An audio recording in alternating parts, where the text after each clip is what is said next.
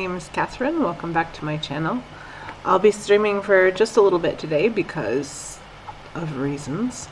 So it turned out that because I updated my channel just recently, the new Twitch restrictions on saving old videos went into effect early, which means that my old videos are being deleted after only 8 days, I want to say, and not 14, which was extremely disappointing. So if you were with me last week or the week before, you know that I was reading through Edgar Allan Poe's poem The Raven, which was meant to be a 5-part series. However, because unfortunately the first video in that series was deleted without notice, I'm going to put that on hold for a while. If you'd like to hear that again later, please let me know.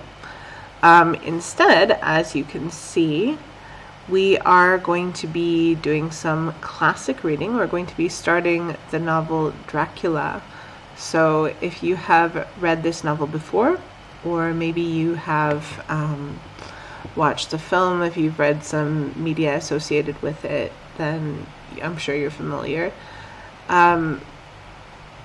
As I've said previously, the purpose of this channel is to help you if you are an intermediate English speaker or an advanced student who is ready to go into more advanced literature, but you're afraid maybe your vocabulary isn't strong enough. We will read these works together, and if you have a question, if you're following me live, then you can ask your question in real time and I'll answer it. Otherwise, you can check out these videos for tips on understanding vocabulary, references you might not get, and hopefully make your reading experience a little bit easier. So, as I said before, these videos cannot be stored yet for longer than a week because I'm not a Twitch partner. I have repurposed an unused YouTube channel that I'll link later, so you'll be able to find my old videos on my YouTube channel. I might start streaming from YouTube later. I'm not quite sure. Just we'll have to see how these first few sessions go. Alright, so I'm not sure how long I'll be able to stay on here, but let's get started reading just a little bit. You might be familiar with this book. This is from the end of the 19th century. It was written, I think,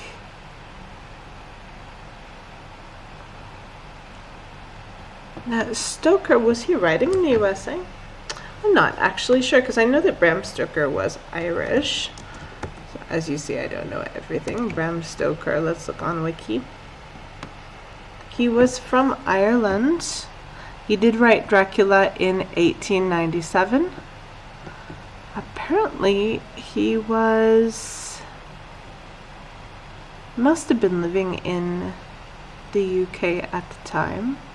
He was living in London, but the novel was a big enough success that it was published across the pond in the USA as well. So this is an old American edition of the novel. Alright, it has got 27 chapters. This is what is called an epistolary novel. Epistolary. This is from the word epistle. Come on. An epistle is another word for a letter, like you might write to someone. So what this means is that this novel is written as if the characters were writing to someone else. If you look at the chapter titles, you can see Jonathan Harker's journal. A journal is like a diary. It's a book that you write in about your life. So we have the journal of one character, Jonathan Harker, and you can imagine that Jonathan is telling this story as a record for himself to remember things that happened to him. Later we have letters, Lucy and Mina. These are two female characters. we have got another journal entry. This one is from Mina. Mina is Jonathan's sweetheart. I think she's his fiance at the beginning of this novel. All right, we've got a newspaper cutting. The Daily Graph is going to be a daily newspaper. Of course, this is not a real newspaper article. It's only fictional. Then we've got Lucy Westenra's diary. The difference between a diary and a journal is not super clear. They mostly mean the same thing. They're both books that you write in every day. Nowadays we use the words pretty much interchangeably. I want to say that originally a diary was just a simple record of what you did during the day, where a journal was more detailed. But in modern English, you can use either one as you like. Let's see, a phonograph diary. A phonograph is an old recording device. Phonograph.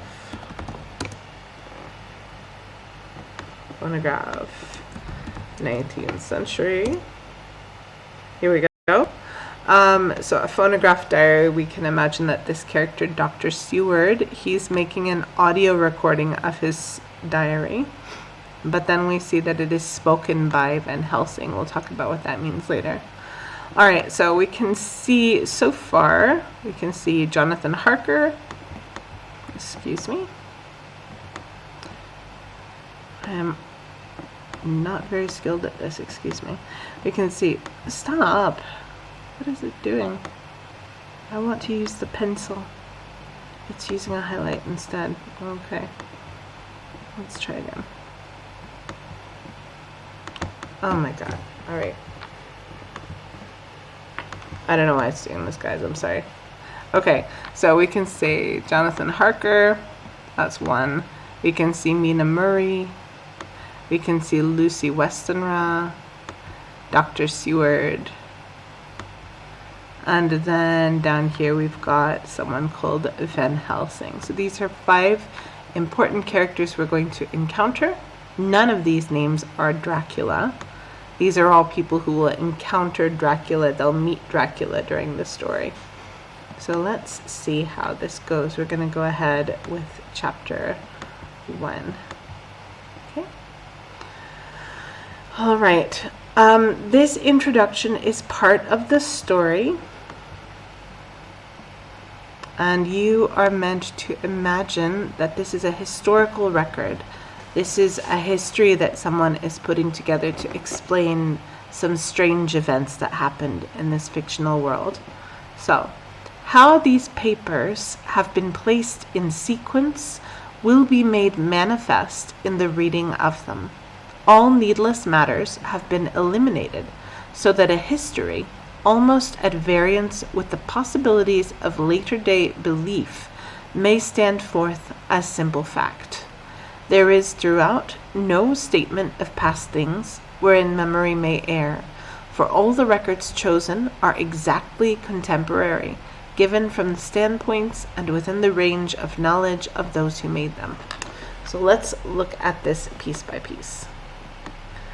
So we saw above that this novel is a collection of different journal entries, different diary entries, some newspaper cuttings.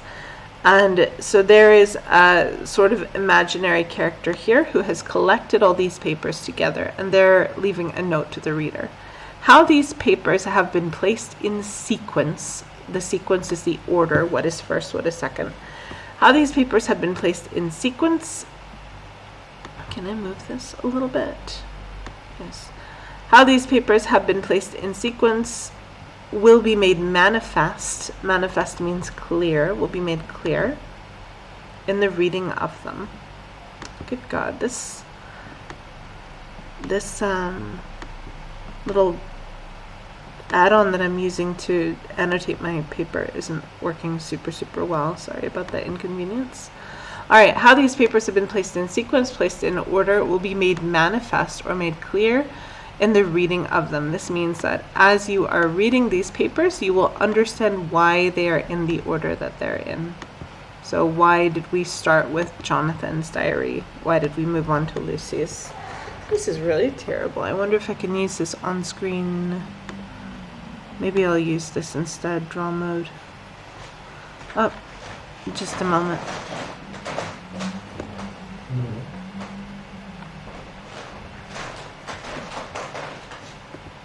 Alright.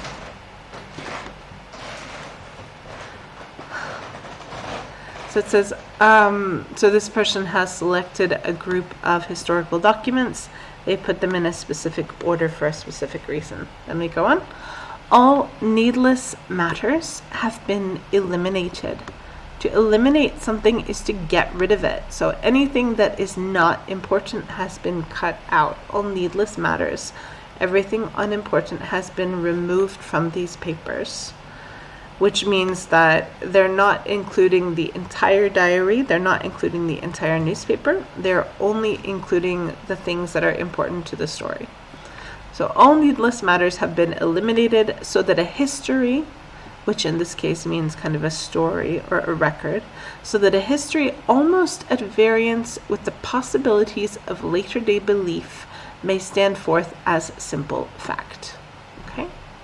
So if something is at variance with something else, a variance is a difference, right? To vary is to be different. Vary. So at variance with means different from.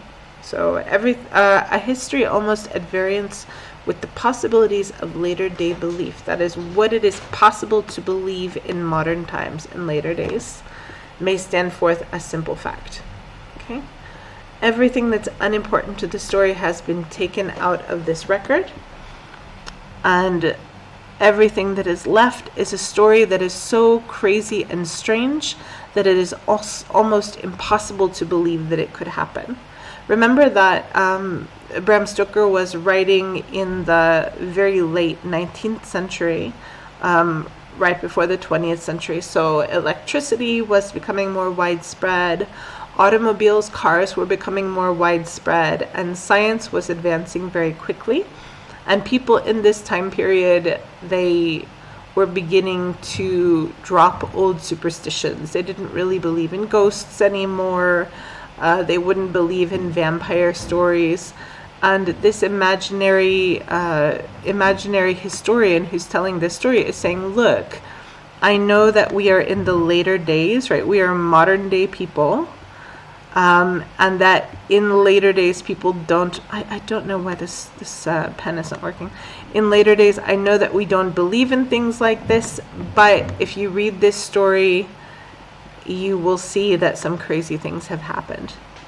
All right, a history almost at variance with the possibilities of later day belief may stand forth as simple fact. There is throughout, that means all the way through this story, there is throughout no statement of past things. No one says anything. No one makes any statement of past things, of what has happened before, wherein memory may err. So no one says anything they could be wrong about. To err is to be wrong.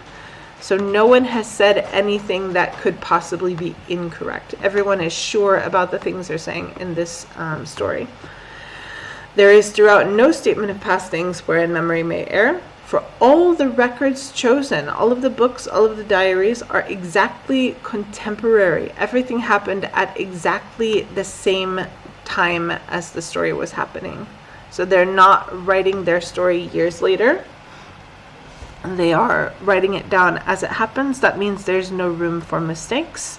Given from the standpoints, a standpoint is a point of view, and within the range of knowledge of those who made them. So the people, those who made these records, are giving their own points of view, their own standpoints, and they're speaking from their own range of knowledge. They're talking only about the range of things that they are personally able to know. So every character has been chosen as an expert on what happened to them because they experienced these things for themselves. All right, so we're going to go on for at least a little bit. Let's move on to chapter 1. Chapter 1 is called Jonathan Harker's Journal. Jonathan, of course, is traditionally a boy's name, and Jonathan Harker is a man. Harker in English names, of course, is his surname. In some countries it would not be. All right, so this is an important note. It says that the journal is kept in shorthand. Shorthand is a special form of writing. Block, go away. Okay, shorthand. It's a special form of handwriting that journalists would know. If you're not familiar with the word, people who need to write quickly, so clerks, or I think that Jonathan Harker is a solicitor's clerk. People who need to write a lot of information quickly, they use this special style of writing in order to write while someone else is telling a story. And I think the reason they make this note is because, as you can see, Jonathan Harker's journal is very, very, very, very, very long. Someone might potentially say, how could he possibly write all this down? Well, because he was writing in shorthand. All right, so we start the 3rd of May in Bistritz, which I think is in Austria. Bistritz. Bistrita. No, it is not. It is in Romania. I'm so sorry. Very ignorant of geography. I'm American. All right, Bistritz left Munich at 8:35 p.m. on 1st May. So he's been traveling for 2 days since he left Munich. Arriving at Vienna early next morning. Should have arrived at 6:46, but train was an hour late. Budapest seems a wonderful place, from the glimpse which I got of it from the train and the little I could walk through the streets. I feared to go very far from the station, as we had arrived late and would start as near the correct time as possible. The impression I had was that we were leaving the west and entering the east, the most western of splendid bridges over the Danube, which is here of noble width and depth, took us among the traditions of Turkish rule. Okay. So Jonathan Harker, this is very clearly an English language name. He's English or Irish or something. I'm not actually sure where this character is from. And he is traveling east from the UK, which is where he started. I think that he was in London most recently. So 2 days ago, he left Germany. He was in Austria yesterday. And then things are starting to go wrong. So he should have arrived in Austria at 6:46 a.m. You can see he's a very precise person to be thinking about these times so clearly. But the train was an hour late, and as Jonathan Harker continues to travel, his travel is going to get more and more kind of risky, and things are starting to go wrong more and more often. All right, so he has been in Budapest just a little bit. So he's been in Hungary, but he didn't explore it very much. He said he was afraid to go very far from the train station. I feared to go very far from the train station, as we had arrived late and would start as near the correct time as possible. Okay. All right. I'm not sure why he's collected all these observations together in one paragraph here. But here at the end, I'm pretty sure he's talking about Budapest. The impression I had was that we were leaving the west and entering the east. The most, so in Western European thought, I would say the east is anywhere where Roman Catholicism gives way to the Orthodox Church, for example. But I'm not sure that's how you define it, but I would say so. Or Islam, or anything that's not Roman Catholicism or West European Protestantism, they would call it Eastern. So let's look at a map of Europe in 1897.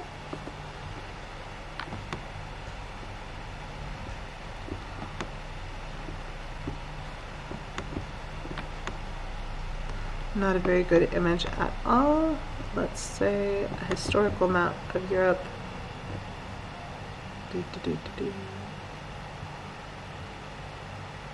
I don't want from 1897. Europe in 1897.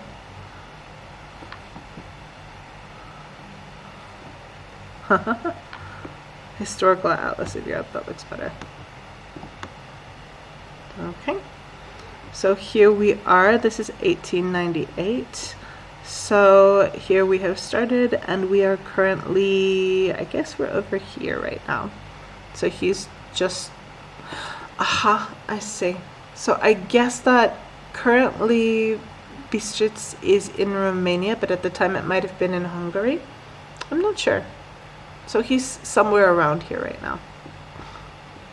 And so he's left Western Europe behind, and he is moving into the east. There's some Turkish culture going on, and there are things that Jonathan Harker, who's very, very English, is not familiar with. Okay. So we left in pretty good time and came after nightfall to Klausenberg. Here I stopped for the night at the Hotel Royal.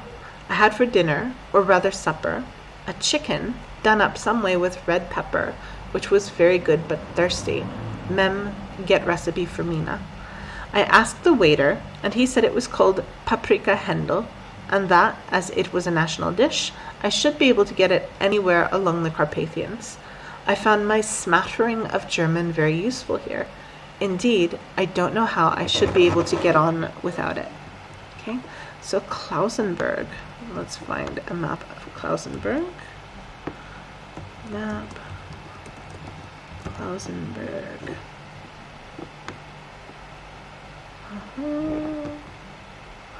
So we are well into Romania now when he stops for dinner. Got too much going on my computer right now. Go away.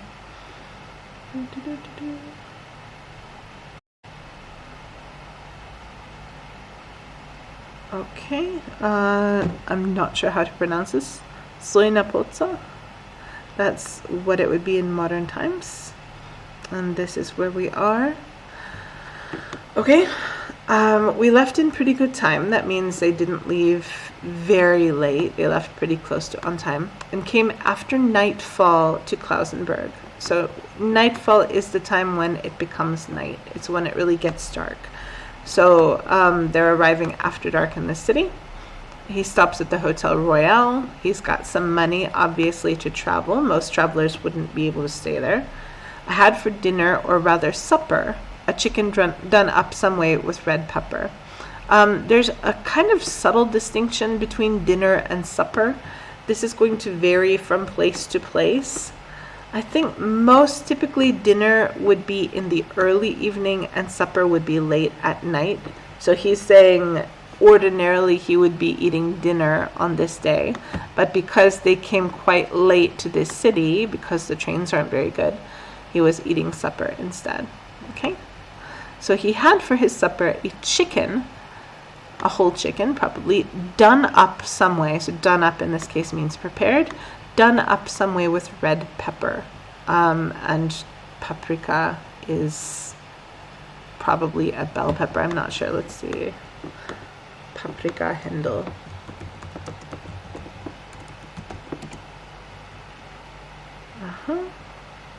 So it looks like it's a kind of chicken stew.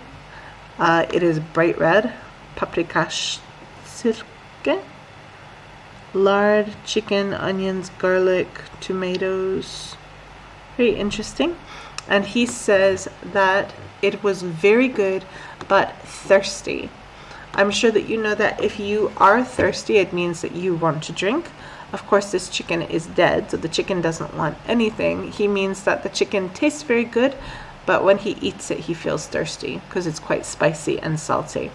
So here, this mem is a memorandum. Memorandum.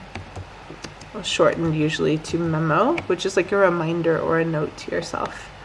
Here's the first mention that we have of Mina. We've got a man who is making a note to get a recipe for a woman named Mina.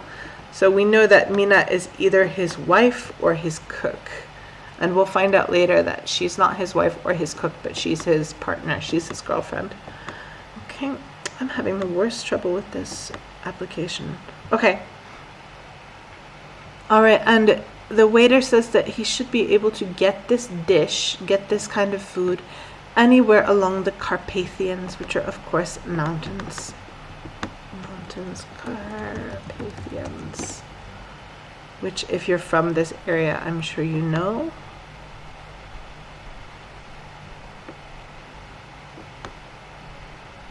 I think some people call them the Carpathians, so please forgive me if this is not your preferred pronunciation. So you can see they range from Slovakia down into Romania. So he's in very mountainous country. So in the mountains, we usually are going to have more interesting and unusual folklore because people don't go into the city as much. People are more isolated from each other. So we are going into a place where modern life hasn't come as far. Okay? All right, and he says here that he found his smattering of German very useful here. A smattering, this is not a very commonly used word. It means just a little bit. So Jonathan Harker is not a linguist, but he does speak a little bit of German, and he found that to be very useful. He says he doesn't know how he should be able to get on without it. Should, in this case, is the same as would. I don't know how I would be able to get on without my German. He's saying that I don't know if I could survive in this place if I did not know German. So essentially no one here speaks English. So you've got an English guy, possibly Irish if he's like Bram Stoker, but I'm not really sure. I think he's English. Got an English guy traveling into the middle of Romania, into the mountains. He does not speak any of the local languages, except for German, which is not really a local language. He does not know anybody in this area, so if he gets into trouble, he's going to have a very bad time. But he's not scared yet because he is here on business. Okay. Having had some time at my disposal when in London, I had visited the British Museum and made search among the books and maps in the library regarding Transylvania. It had struck me that some foreknowledge of the country could hardly fail to have some importance in dealing with a nobleman of that country. I find that the district he named is in the extreme east of the country, just on the borders of 3 states, Transylvania, Moldavia, and Bukovina. I think that's how you say it. In the midst of the Carpathian Mountains. Carpathian Mountains. How do you say that word? Sorry about it. Carpathian pronunciation. Okay, Carpathian if I'm English. Carpathian. Good, I was right. Just checking. All right, in the midst of the Carpathian Mountains, one of the wildest and least known portions of Europe. This is going to be important later. I was not able to light on any map or work giving the exact locality of the Castle Dracula, as there are no maps of this country as yet to compare with our own Ordnance Survey maps. But I found that Bistritz, the post city named by Count Dracula, is a fairly well-known place. I shall enter here some of my notes, as they may refresh my memory when I talk over my travels with Mina. Okay. So in this paragraph, we get a little bit of information about his trip. So he said, having had some time at my disposal when in London, this means because he had some time. If something is at your disposal, it means it's yours to use. So you can, one moment. You can take the time you need to do something you want to do. So he was in London, probably, He was in London. He was probably waiting for a train. He had some time at his disposal because when you're waiting for a train, you've got lots of time. And so because he had some extra time, he visited the British Museum, which is obviously a big museum in London you've probably heard about, and made search among the books and maps in the library regarding Transylvania. So Transylvania, if you know anything about Dracula, you know that Dracula is from Transylvania, which is a region in the mountains here. Oh my god, I'm having the worst time, excuse me. Transylvania. Transylvania map. I think in modern days it's part of Romania. Yep. At the time, I think it was still possessed by Hungary. It was part of the Austro-Hungarian Empire, but don't quote me on that. This spot right here. Okay.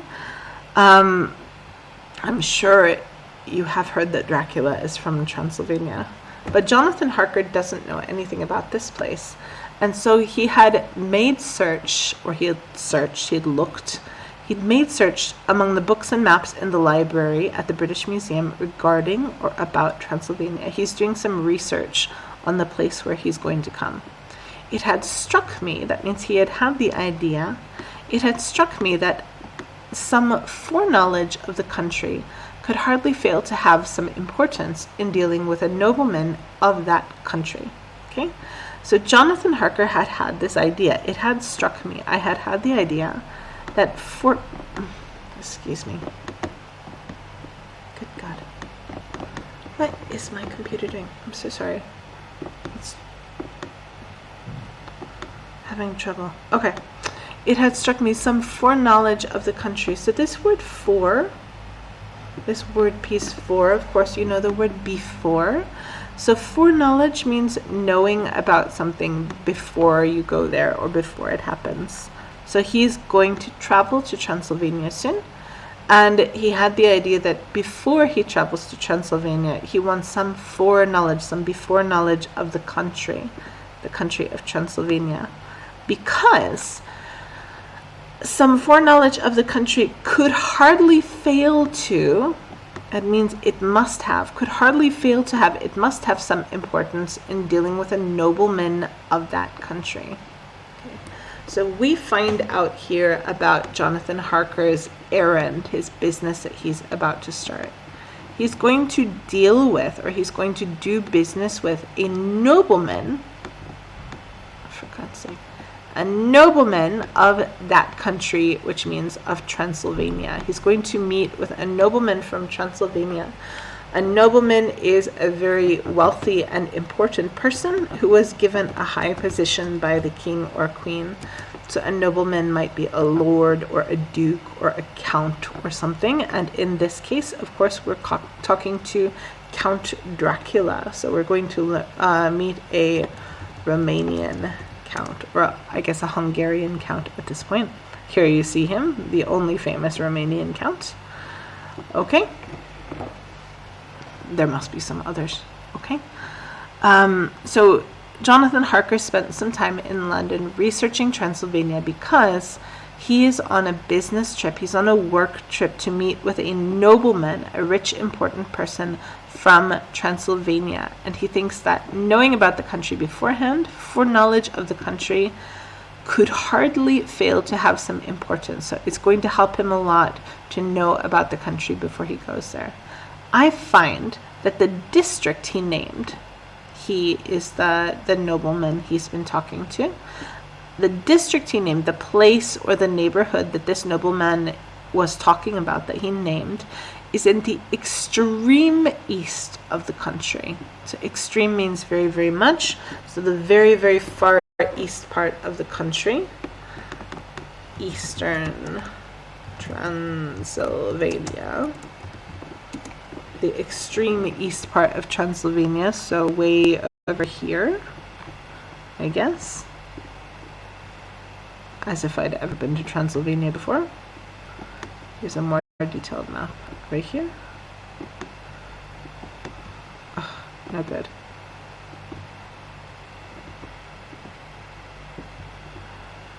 Over in here on the border with Romania.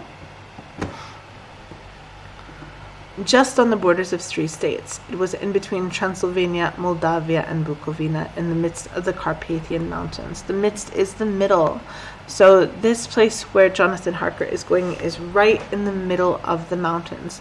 One of the wildest and least known portions of Europe. Okay? So, you know probably that if something is wild, that it does what it wants. It does not belong to any city. It is not a place where laws are important. So this is a place where anything could happen. And this place is not well known. Known is the past participle of know. So if I know about something today, then yesterday I knew it, and that thing is known by me. That is something that I know. But this is one of the least known portions of Europe. It's a place in Europe that almost nobody outside of this place actually knows about. Okay, so he says, I was not able to light on, that means I was not able to find any map or work giving the exact locality of the Castle Dracula. So he was looking for a map to the place where he's going, and the place where he's going is called Castle Dracula. But he was not able to light on any map or work giving the exact locality of this place. So he looked for a map or for a work, which would be like a book or an essay or something. He looked for some information that would tell him the exact locality, the exact location of Castle Dracula, but he found nothing. He says, as there were no maps of this country as yet to compare with our own Ordnance Survey maps, in the UK, Ordnance Survey maps. In the UK, where this man is coming from, they had since made very, very detailed maps of the entire country. So you could find any neighborhood you wanted to, probably any house you wanted to if you looked carefully enough. Maybe not the houses, but you would have no trouble finding your way around if you had the right map. But for Transylvania, there were no Ordnance Survey maps. There was nothing to compare with the Ordnance Survey maps. It means nothing that was even similar to these maps existed. So he was kind of in the dark. He knows that he's going to a place in Transylvania. He knows that it is in the very eastern side of Transylvania, but he doesn't know the exact neighborhood he's going to, and he can't see it on any map. But I found that Bistritz, the post town named by Count Dracula, is a fairly well-known place. So this is a town that is big enough to have a post office. It's a post town. Count Dracula wrote a letter to Jonathan Harker. You'll find that out later. Count Dracula wrote a letter to Jonathan Harker asking him to come to Transylvania and discuss some business. And in Count Dracula's letter, Count Dracula, the nobleman, he said, if you come to this town called Bistritz, you will be able to get someone to take you to where I live. And Jonathan Harker says that Bistritz is a fairly well-known place. There's that known again, that past participle. That means many people know about this place. It is a well-known place. And so Jonathan Harker says, I shall enter here. I will enter here. I will write down in this book, he means. I shall enter here some of my notes, as they may refresh my memory when I talk over my travels with Mina. Okay, and I think we're going to stop reading here for today. So Harker's reason for keeping his diary is to enter in the diary some notes about his travels. Jonathan Harker is on a big, expensive, exciting, unusual business trip, and he has left behind this woman named Mina. She is still in England. We know that she has got to be important to Jonathan Harker because he has mentioned her name twice, right? He said her name twice. Later, when he goes home, he's going to talk over his travels with Mina. So when he goes home, he's going to tell her about his trip. And also earlier, when he was eating that spicy chicken, he made a note for himself to get the recipe for Mina. So he wants Mina to cook this chicken for him. So we find out that she is either his wife or she's going to be his wife. Mina is a very important woman for Jonathan Harker. And he's going to keep this journal carefully because he wants to tell Mina all about his journey later. Okay, and we're going to stop reading here for today. We'll come back probably next Sunday, maybe a little sooner. I'm going to think about it still. I will let you know in advance if we're going to do another stream soon. Thank you very much for joining me, and if you cannot find my past videos here on Twitch, you can check them out on the YouTube channel that I will link soon. Okay, thank you very much. Goodbye.